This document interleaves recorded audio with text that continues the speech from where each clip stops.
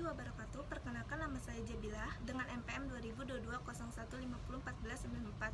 Di sini saya akan menampilkan video konseling perorangan dengan pendekatan client center untuk memenuhi tugas akhir individu mata kuliah praktik laboratorium konseling perorangan. Selamat menyaksikan. Assalamualaikum. Waalaikumsalam.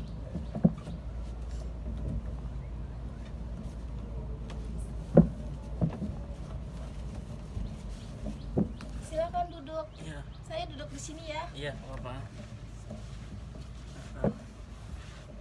Bagaimana duduknya, sudah nyaman?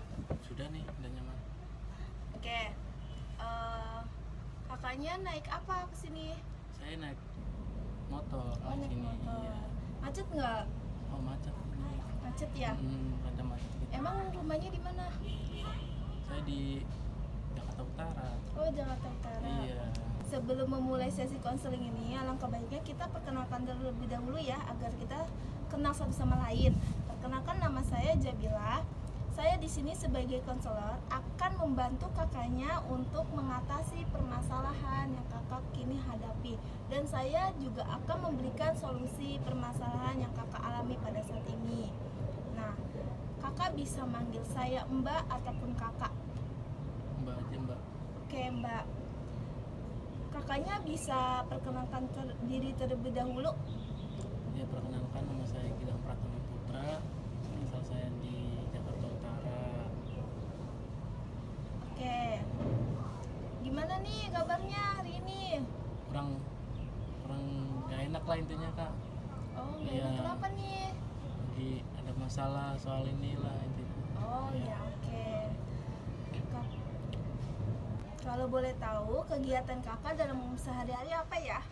Saya kegiatannya kuliah sehari-hari saya. Oh, kuliah ya. Iya. Kakak baru pertama kali konseling di sini atau emang udah pernah konseling? Baru pertama kali sini. Oh, baru pertama Iya. kali konseling ya. Iya, di sini. Berarti kakaknya tahu tempat ini dari mana nih gitu? Saya dari rekomendasi dari teman-teman kuliah saya gitu. Oh, oke. Jadi saya kesini, Kak. Oke, baik.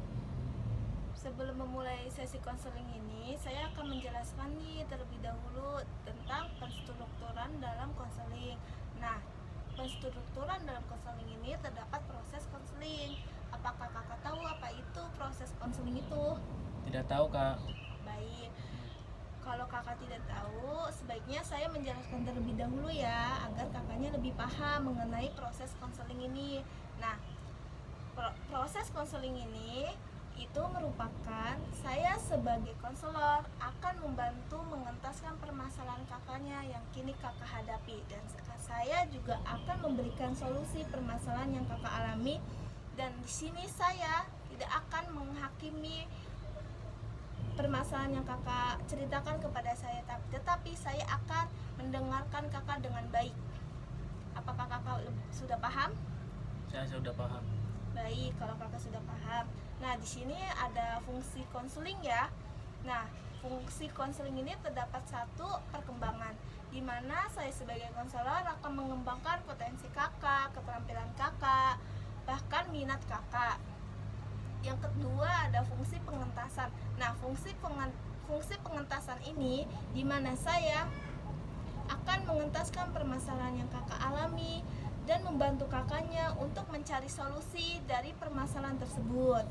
Yang ketiga yaitu fungsi pemahaman, di mana saya sebagai konselor akan memahami potensi kakak, minat kakak, dan keterampilan kakak.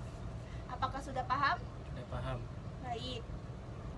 Baik, selanjutnya saya akan menjelaskan asas-asas konseling. Nah, asas-asas konseling ini terdapat satu kerahasiaan, yang dimana saya sebagai konselor akan merahasiakan segala data informasi yang kakak berikan kepada saya. Bahkan tidak boleh ada orang pun yang tahu, hanya saya dan kakaknya yang tahu ya. Nah, yang kedua asas kesukarelaan, yang dimana kakaknya datang ke sini tidak dengan paksaan, tetapi dengan keinginan sendiri. Yang ketiga asas keterbukaan, di mana asas keterbukaan ini kakaknya terbuka dalam menceritakan permasalahan yang kakak alami. Dan saya di sini tidak akan menghakimi permasalahan kakaknya, dan kakaknya boleh menceritakan sejujur-jujurnya hal-hal yang kakak alami saat ini. Yang keempat, asas kemandirian, yang dimana saya akan membimbing kakaknya untuk mengentaskan permasalahan yang kakak alami, dan kakaknya bisa membuat keputusan permasalahan yang kakak alami juga ya. Lalu yang kelima ada asas kekinian, yang dimana asas kekinian ini kakaknya bisa menceritakan permasalahan kejadian pada saat ini, bukan kejadian pada masa lampau. Apakah kakak sudah mengerti? Sudah. Baik, kalau kayak gitu. Yang keenam ada asas kegiatan, yang dimana saya sebagai konselor tidak akan menunda-nunda kegiatan tujuan untuk membantu permasalahan yang kakak alami dan untuk mengatasi permasalahan yang kakak alami pada saat ini juga. Apakah sudah paham? Sudah. Baik, kalau kayak gitu ya. Ya.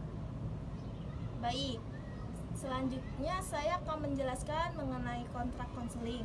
Nah, bagaimana kalau kontrak konseling ini kita lakukan selama 45 menit, dan jika waktunya tidak cukup, kita akan menjadwalkan ulang untuk pertemuan selanjutnya. Bagaimana? Oke, baik. Baik, kalau kayak gitu ya. Ya. Baik, selanjutnya saya akan mengucapkan janji konselor terlebih dahulu ya. Saya Jabila dengan ini menyatakan bahwa saya sanggup untuk menjaga, memelihara, merahasiakan sumber data keterangan yang kakak berikan kepada saya, dan tidak ada orang pun yang tahu selain saya ataupun kakaknya ya. Paham? Ya, paham. Baik. Sebelum melaksanakan sesi konseling ini, ada baiknya kita berdoa terlebih dahulu ya, agar diberikan kelancaran dalam melaksanakan sesi konseling ini. Berdoa mulai.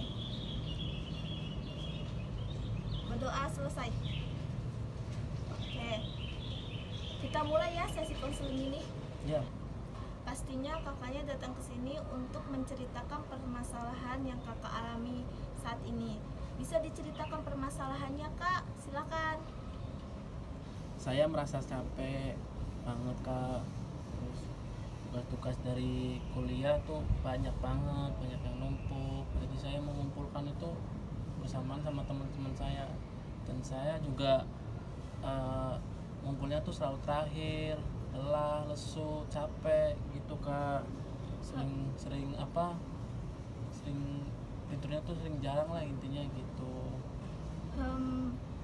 Jadi akhir-akhir ini kamu merasa sangat terbebani ya dengan tugas-tugas sekolah dari kegiatan belajar lainnya ya, sampai terdampak ke emosi dan kesehatan kamu juga. Iya, benar. Jadi dari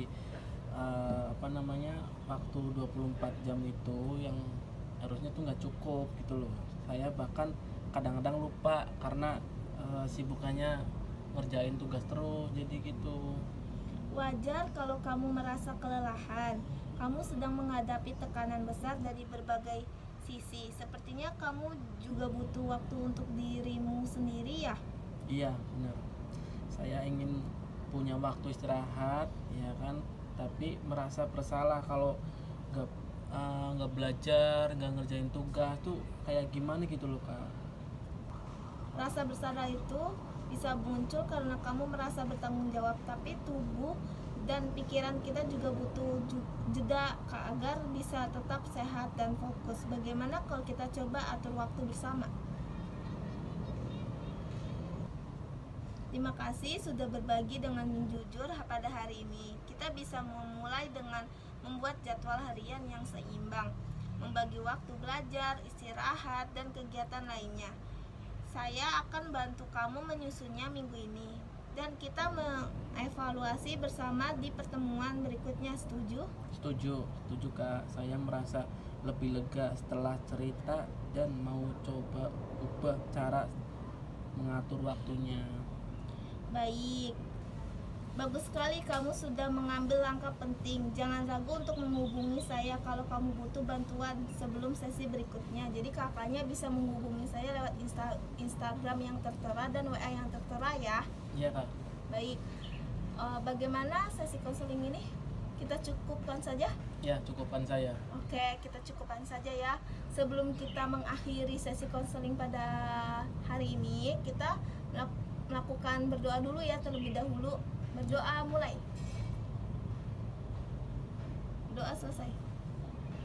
Oke, terima kasih kepada kakaknya yang sudah datang ke sini dengan tanpa paksaan, dan terima kasih juga kakaknya sudah bercerita kepada saya. Ya, terima kasih juga buat kakaknya udah meluangkan waktunya untuk bercerita pengalaman saya gimana nantinya gitu. Terima kasih atas sarannya dan masukannya untuk kakaknya. Ya, terima kasih juga buat kakaknya udah meluangkan waktunya untuk bercerita pengalaman saya gimana nantinya gitu. Terima kasih atas sarannya dan masukannya untuk kakaknya. Baik, terima kasih juga ya. Sampai ketemu di minggu berikutnya. Baik, terima kasih juga ya. Ya, sama Kak. Cukup sekian video konseling dari saya dan klien saya. Terima kasih sudah menonton. Bye bye.